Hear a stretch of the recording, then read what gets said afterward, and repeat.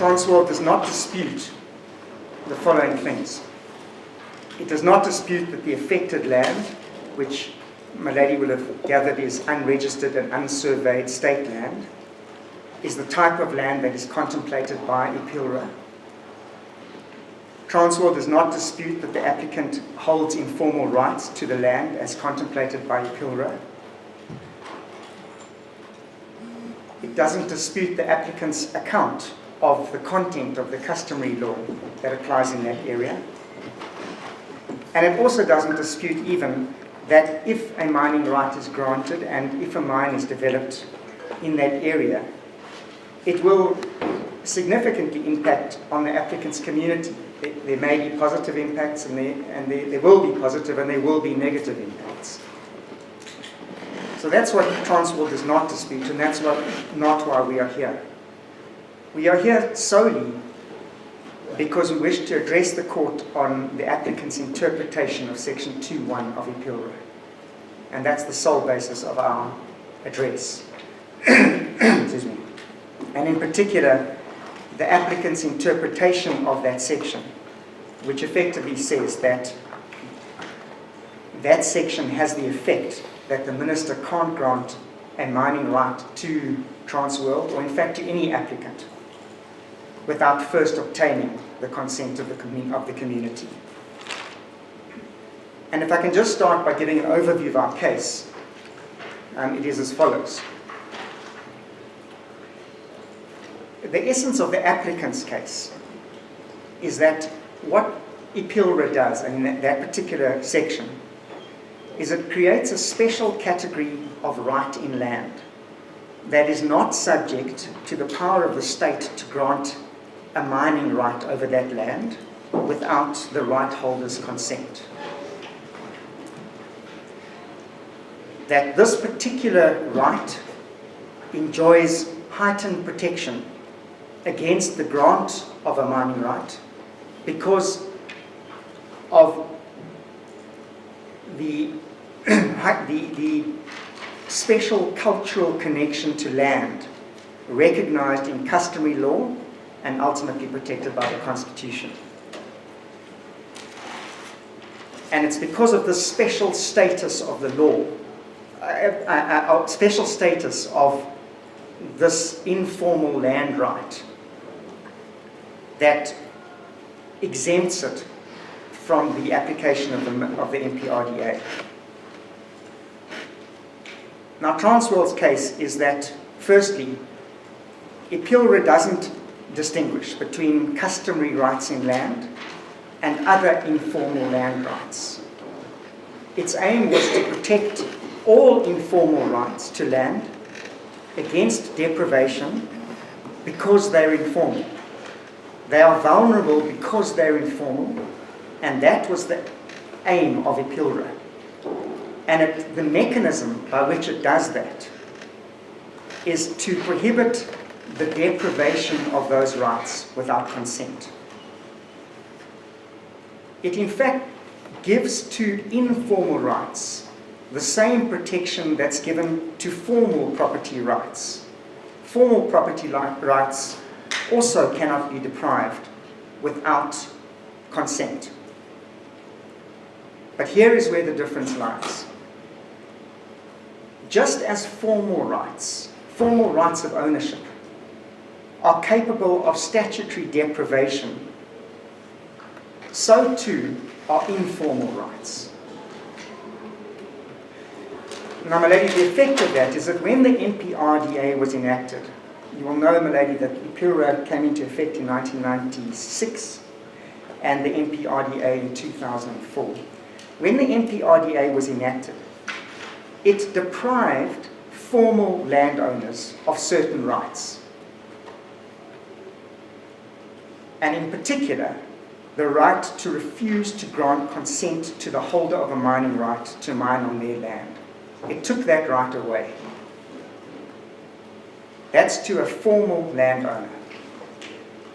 And our case, and how we say why we differ from the applicants, is that we say it had the same effect on the holders of informal rights. it deprived informal right holders of that right, of the right to say, to object to mining on their land because consent was not obtained. And what the MPRDA did, we say, is it replaced that right to say no with a right to be consulted and a right to compensation for loss or damage. And that's where Section 54 comes in, but I'll get to that later. So thus interpreted, milady, there is in fact no conflict between the MPRDA and IPILRA. And it's unnecessary to reach a conclusion that the MPRDA has impliedly repealed IPILRA. And this is because the right, we say, granted by IPILRA was never intended to be an absolute right, incapable of deprivation by a law of general application such as the MPRDA. And that's our crux point, milady. IPILRA never intended to create this special class of rights that was somehow exempt from the impacts of later laws of general application.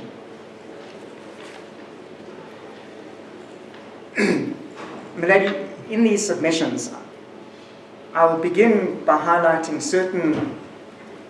very briefly, certain principles of statutory interpretation, in particular, the requirement to consider statutes in their context. I will then, in light of that imperative to consider the context of statutes, then look at the policy context of IPILRA. What was the relevant policy that informed IPILRA? And that will enable us to determine the mischief that IPILRA was aimed at. And we will submit that the mischief was the particular and heightened insecurity of land tenure resulting from an absence of a formal legal basis for that tenure. That was the mischief that IPILRA was intended to address. The insecurity of land tenure resulting from the informality of the way that land was held. So that's the policy context. Then, milady, I will turn to the legal context, and in particular, the prevailing mining law, and how IPILRA ameliorated certain adverse consequences of the Minerals Act, which was the act that was in force at the time of IPILRA, how it ameliorated certain adverse consequences of the Minerals Act on holders of informal rights in general. And that will, we submit, lead to the proper interpretation of Section 2.1 of IPILRA, which we say was not intended to be an absolute right, somehow shielded from deprivation in accordance with the law.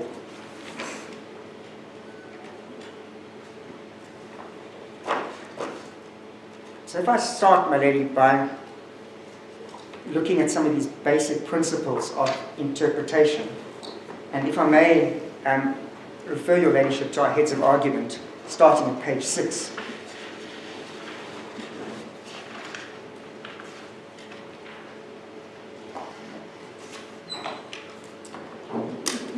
And at the bottom of page 6, the sort of golden rule of interpretation, which is trite, set out in the Constitutional Court case of Cool Ideas,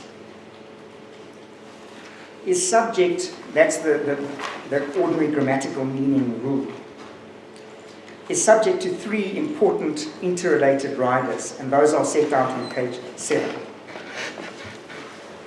The first one, these are trite, my lady, is that statutes must be interpreted purposefully. In other words, you must interpret them to give effect to the purpose of the legislation. The second, and the one we wish to emphasize, is that they must be interpreted within their context.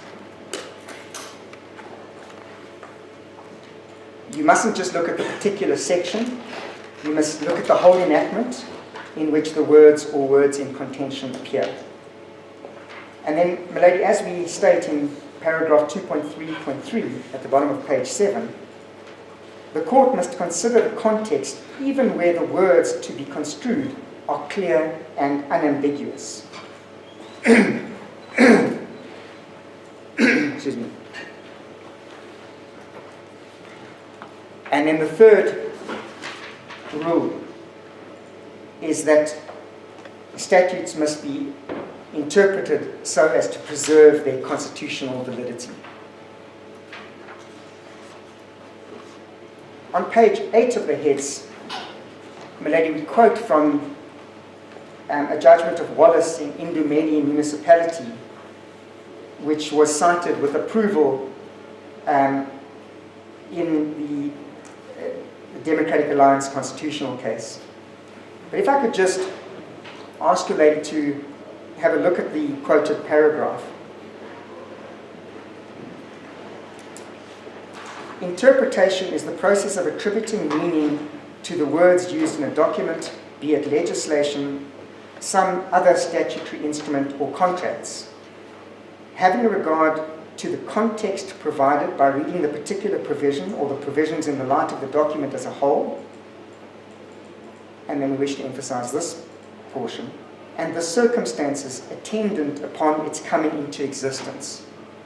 And when I mentioned the structure of our argument, my lady, I said that once what we would do is we'd try and look at the policy context and the legal context. And the impetus for that approach really comes from this passage in Indumeni, that you must look at the circumstances attendant upon the acts coming into operation. And then just a few lines down from that, you must look at the apparent purpose to which it is directed and the material known to those responsible for its production. So policy papers, existing law, for example. And then the last sentence in that quoted passage, the inevitable point of departure is the language of the provision itself, read in context and having regard to the purpose of the provision and the background to the preparation and production of the document. So that is a guide, my lady. I now turn to look at the policy context in which IPILRA was enacted. As I mentioned earlier, IPILRA came into effect in 1996, in fact on the 26th of June 1996, at the time when the interim constitution was in place. And as we set out on page 9 of the heads, we submit that there were two policy documents that shed light on the purpose and ambit of IPILRA. The first was the Reconstruction and Development Program of 1994. And the second, although promulgated after IPILRA, a few months after, was the Department of Land Affairs White Paper on Land Policy. What we know is that a central component of the RDP was its focus on land reform, and in particular on tenure reform, and establishing some legal security of tenure in South Africa, which ultimately led to the constitutional principles embodied in section 25, 6 and 9 of the Constitution. What the white paper demonstrates is that insecurity of tenure was not a problem confined to rural land in the former homelands and self-governing territories held under communal forms of tenure, such as that held by the applicants. The problem extended to towns in rural areas, developing trust land in towns in the self-governing territories. And what the approach adopted, the approach to tenure reform, was to move from the historical administrative permission-based system to a rights-based system. In other words, to a system which creates formal property rights. In other words, recognizing the informality of tenure in the past created its insecurity. And so the approach was to try to move to this rights-based approach and establish formal property rights, with the eventual aim being to convert insecure, informal rights into secure rights in land. What I've just said is that the approach to tenure reform was this move from the administrative permit-based system to a formal property rights system, with the ultimate aim to convert these insecure, informal rights into secure rights in land. And at paragraph 3.4.9, the white paper on land reform realized that that conversion process would of course take significant time, and that what was needed was what the white paper called, and I'll read the quote from 3.4.10 below, the paragraph we just read, was a holding mechanism. And that is how the white paper described IPILRA. And if you have a look, lady, in paragraph 3.4.10 to the quoted portion, the white paper records that two important pieces of legislation dealing with tenure have been passed by Parliament in 1996. These are the Interim Protection of Informal Land Rights Act and the Communal Property Associations Act.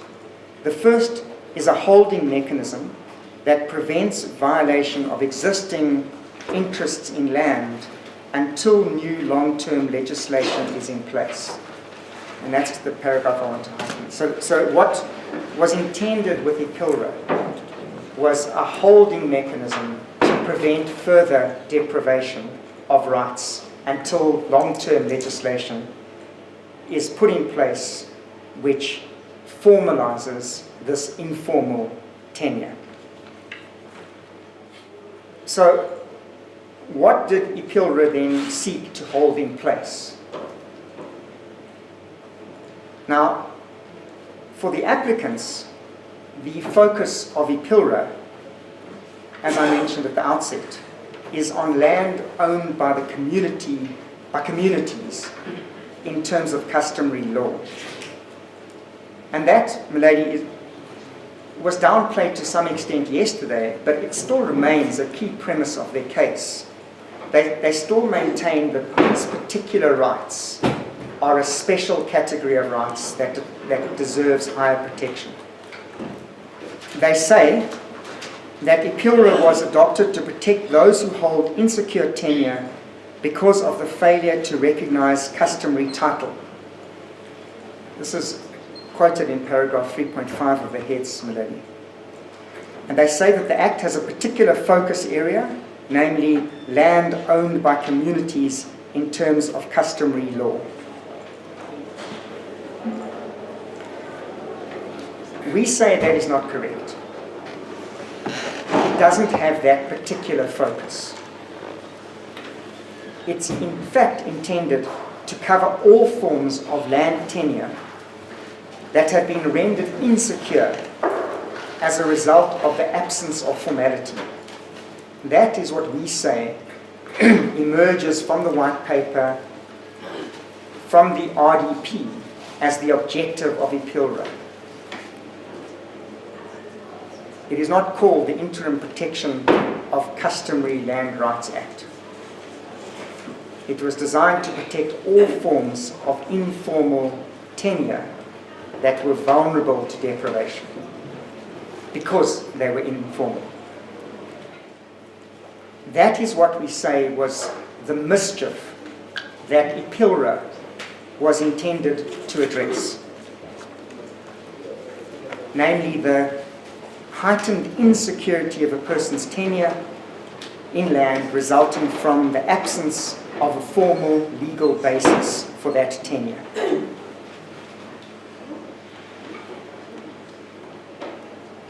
And as I mentioned earlier, the white paper's long-term vision was to address that tenure insecurity by the formalization of informal rights.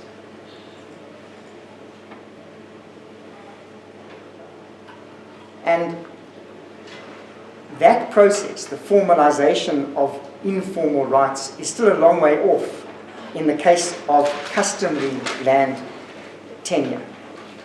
But you can see, Malay, from the legislative attempts to bring that system into play, that the approach is still to ultimately move to a rights-based approach.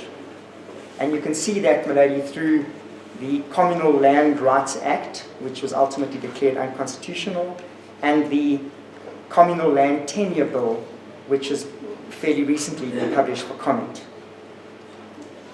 Those envisage a process of surveying and registration of informal rights and converting them into formal property rights.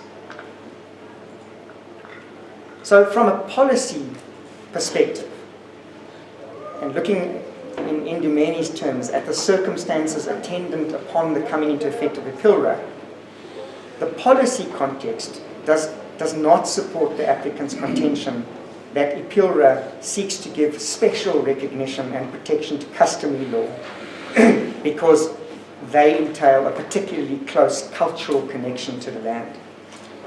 As we've said, rather, IPILRA was intended to grant interim protection to all forms of land tenure throughout the country that are rendered vulnerable because they are informal. The end result will be a conversion to formal property rights.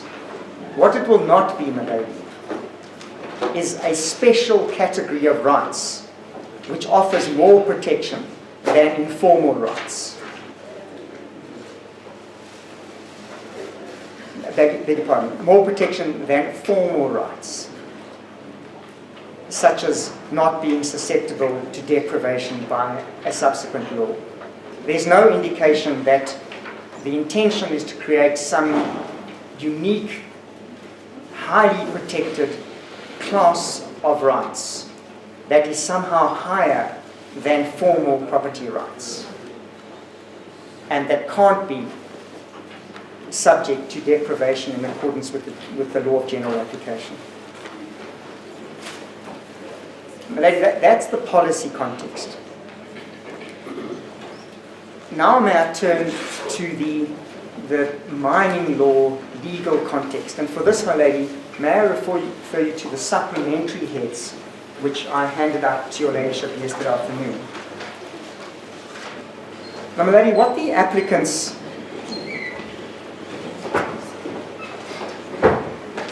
say is that the grant of a mining right constitutes a deprivation of their informal rights under IPILRA because a mining right entitles the holder of that right not only to remove the minerals, and they don't have a problem with that, they don't say they're the owner of the minerals, but it entitles the holder of that right to enter the land and extract the minerals, and in that process alter the land.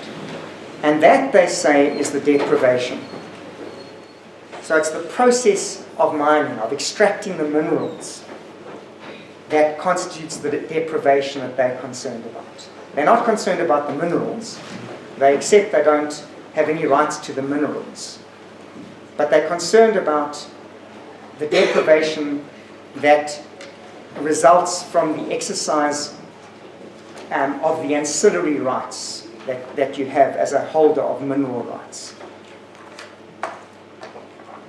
Now, implicit in that argument, my lady, is that somehow the informal rights recognized by IPILRA include the right to prevent the holder of a mining right from mining on land that forms the subject of their informal right. So they say in this right that IPILRA protects, must be the right to stop mining on their land. Now the fundamental problem with the argument is that they never had that right. It was not part of their informal land right when IPILRA came into existence. That right never formed part of the bundle of rights that constituted their informal ownership of the land. This right to refuse to consent to mining. At the time that IPILRA came into effect, the Minerals Act 50 of 1991 was in operation. In paragraph 6 of the supplementary heads, we explain how the Minerals Act was extended to have application in the Transkei, the former Transkei, by the Minerals and Energy Laws Rationalisation Act of 1994, and that extended its ambit into the former Transkei areas. So what we know is that when IPILRA came into operation, the Minerals Act, when IPILRA came into effect, the Minerals Act was in operation. Now, the Minerals Act was very different to the MPRDA. The Minerals Act was informed by policies of privatization and deregulation.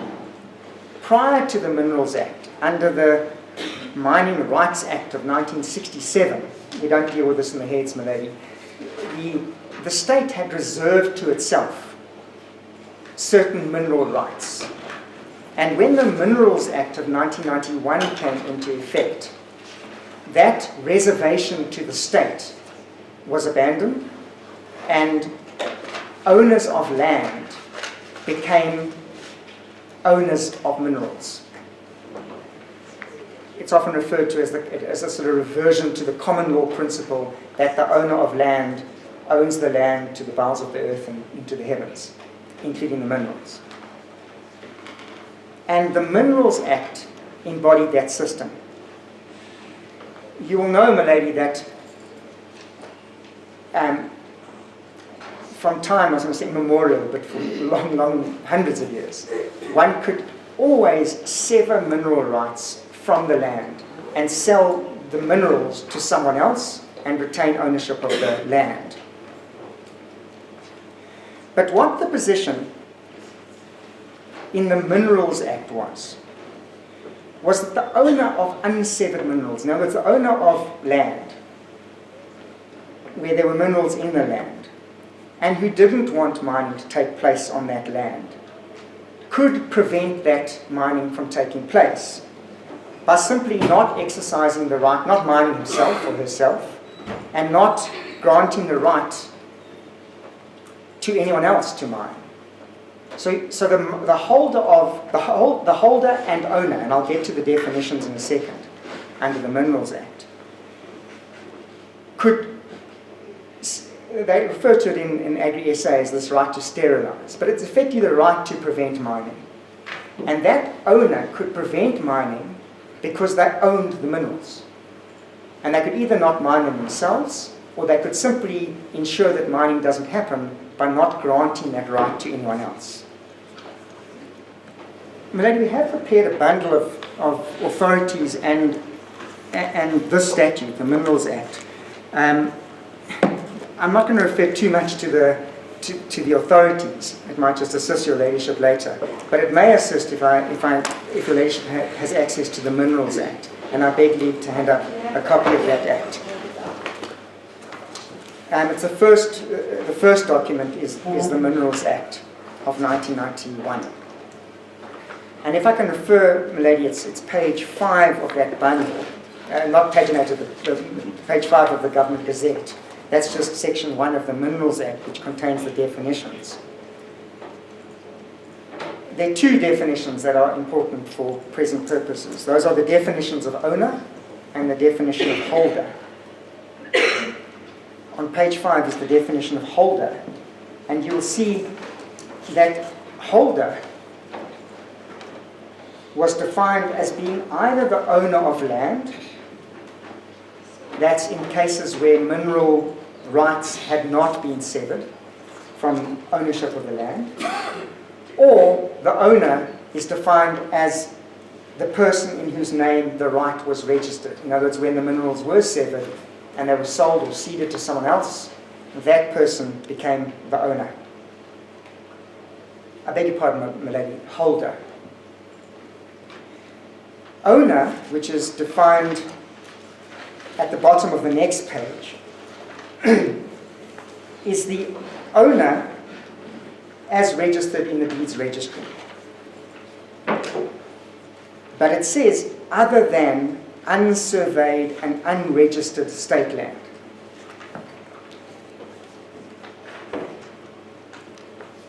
In paragraph 10 of our supplementary heads, we refer to, I was going to say the leading authority, I think it's the only authority on the Minerals Act, Kaplan and Dale, who say in regard to that land, unsurveyed and unregistered state land, the state is dealt with in the same way as any mineral right holder. So the state effectively had ownership or control of that land. But occupiers of unsurveyed, unregistered state land were not included in the definition of owner. Now, my lady, taking those definitions into account, I said earlier that under the Minerals Act, if an owner of minerals, an owner of unsevered minerals, and you'll now know that an owner of unsevered minerals was in fact the owner and the holder of those minerals, if that person didn't want mining to take place, they had that, shall we call it, veto right. They had it because the only person that could mine is either them or someone else with their consent, where they've ceded the rights. But if an owner, now a formal landowner, an owner registered owner in the deeds office, was not a holder, in other words, the rights had been severed and had been given to someone else, there was no entitlement to stop mining. And that's a critical point, my lady. So if you are not the holder of the rights, I mean, it's obvious. If you are the owner of land and you've sold or ceded the mineral rights, then you can't turn around and stop the person who you sold the rights to from mining. That principle of the rights of the holder was embodied in Section 5 of the Minerals Act. And oddly enough, Section 5 of the IPILRA, but let's talk about the Minerals Act. And we quote that, the relevant bits, in paragraph 8 of the supplementary heads.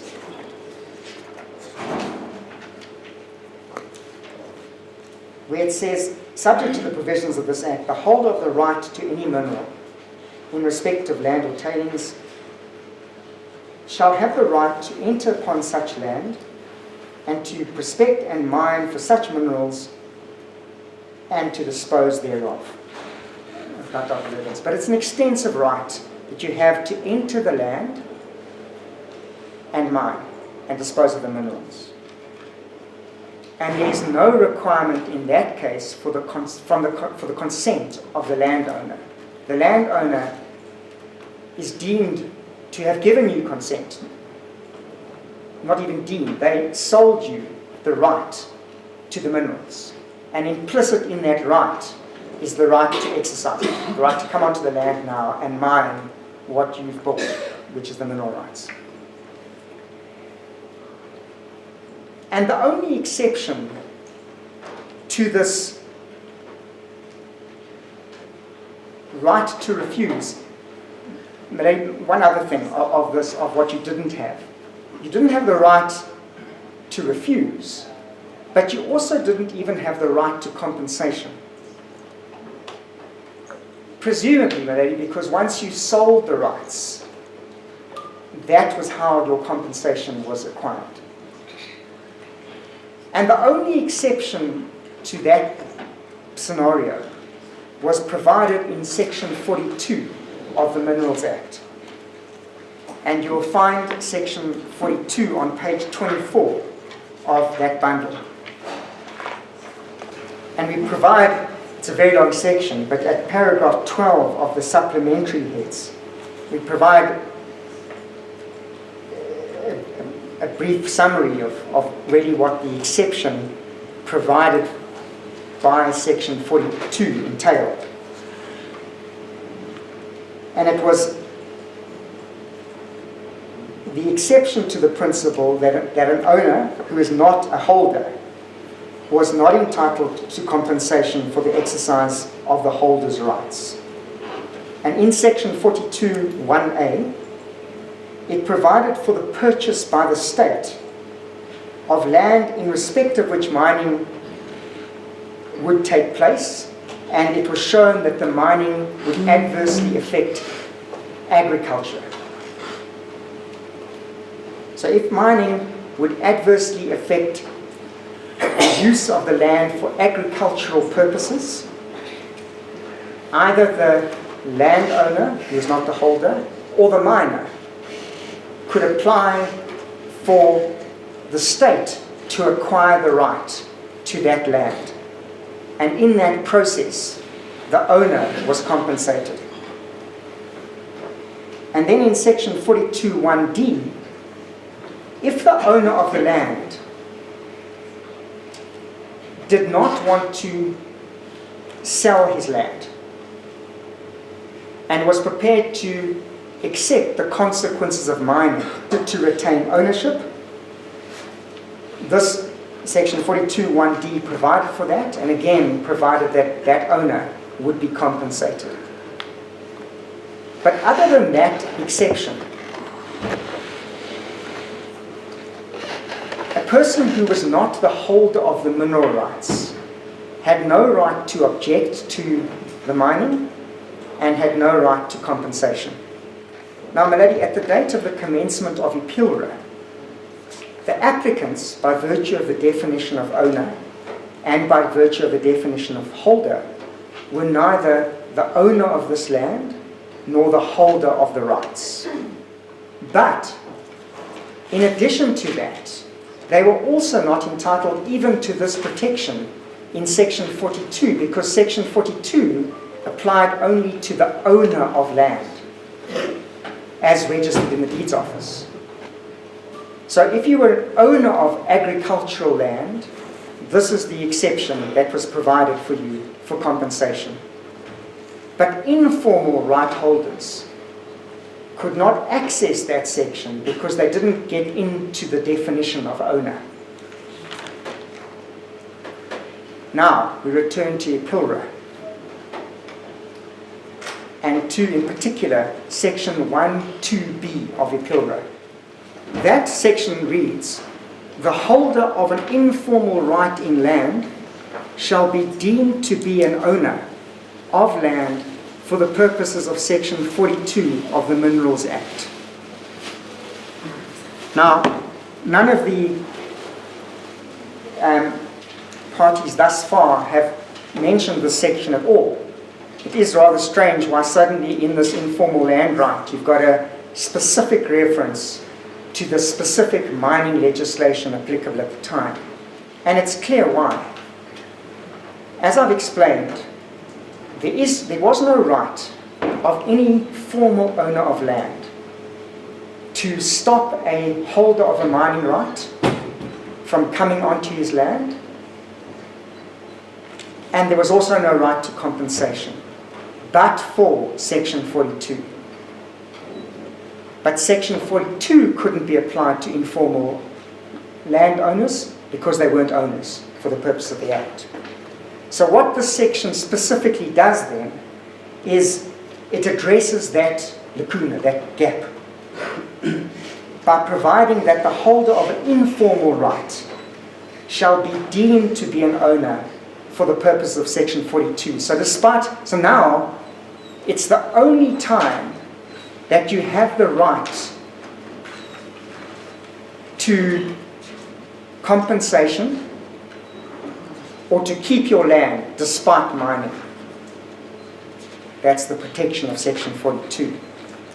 Now then, Milady, one must ask, well, if the IPILRA informal right holder already has a right, as the applicants contend, to prevent holders of mining rights from coming onto the land by withholding their consent, well, then there'd clearly be no purpose for that section, because you could simply withhold your consent.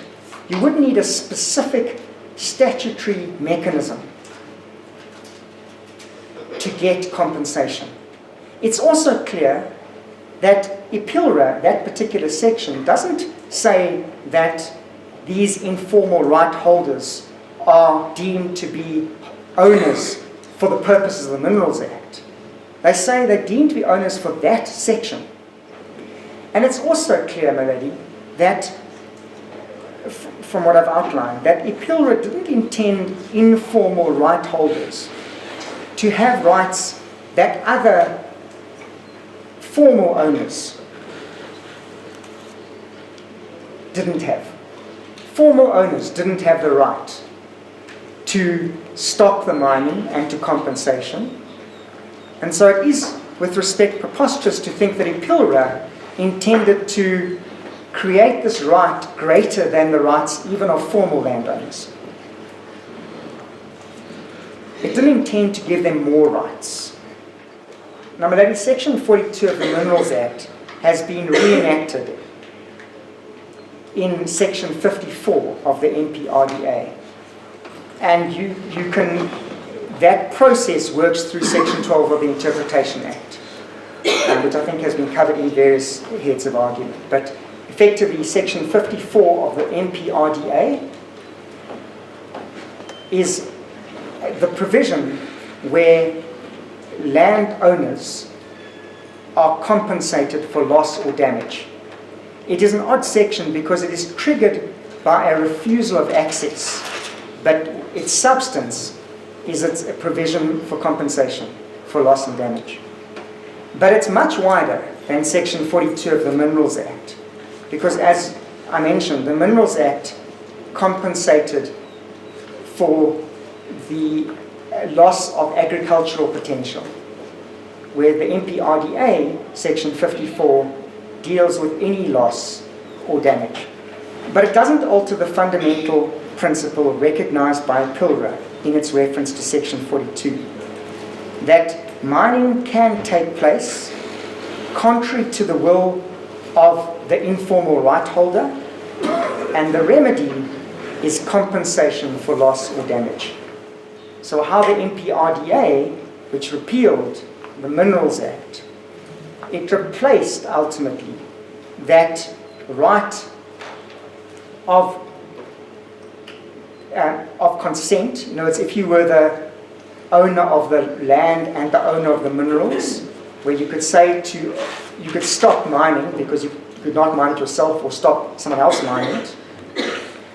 Under the MPRDA, the state is this custodian, and that consent has been replaced by a right to be consulted, and it's been replaced with a right to be compensated for loss or damage. And as the Agri-SA case holds, lady, what the MPRDA did emphatically is it abolished this right to say no, the right to sterilize minerals.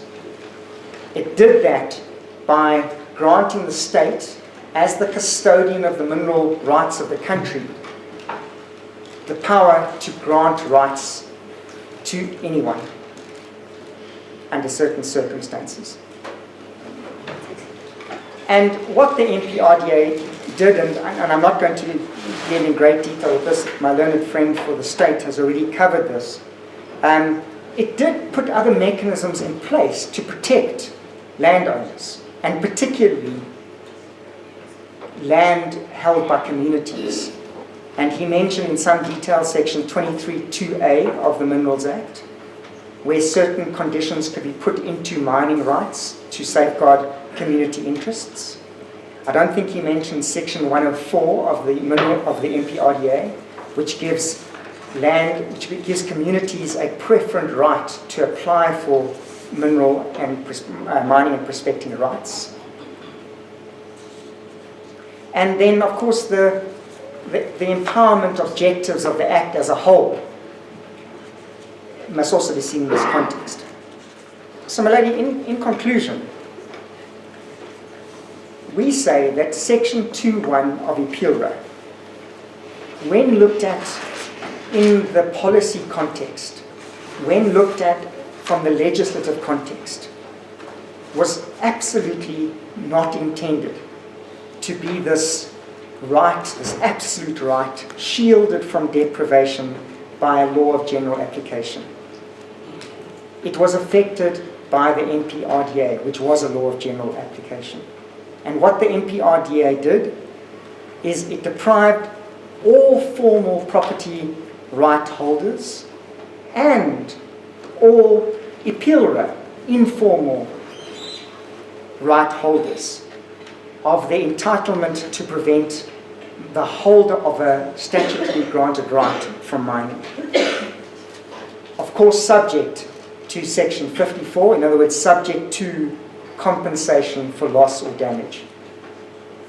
But it didn't ever create this right that was somehow immune from later laws. In thinking of an example, my lady, if the state, the Department of Environment, had to pass a law taking cognizance of, for example, a shellfish crisis on the Wild Coast, and they passed a law under the Coastal Areas Management Act, for example, putting a moratorium on collecting shellfish. The applicant's argument would be, to the extent that collecting shellfish is part of the way of life and is recognized by the customs of that community, they would have to consent to this national law. And, my lady, we say that's preposterous. Surely laws in the interests of the environment, of the interests of South Africa's mineral wealth, may be passed without getting the consent of, and it's not just consent, it's unanimous, virtually, consent of holders of informal rights under IPILRA. IPILRA can't have that objective. Insofar as that Maxan principle that has been spoken about, that you must read these two statutes side by side, and you must comply with the MPRDA, you must consult with communities, but insofar as IPILRA says you must get the consent, you must do that too. On the analogy of Maxan, which is you must get a mining right, but before you can exercise that right, you must get the land rezoned. This interpretation that we've given doesn't engage that principle at all, because we say that IPILRA has no impact on the rights granted under the MPRDA. So in other words, there's nothing extra to comply with. It's not intended to require this extra consent. So, my lady, for all those reasons, we submit that the applicant's interpretation is incorrect. And on that basis, there is no basis for the declaratives that are sought. Mary, just on a costs aspect, we refer at page 1367 of the papers, which is the answering affidavit,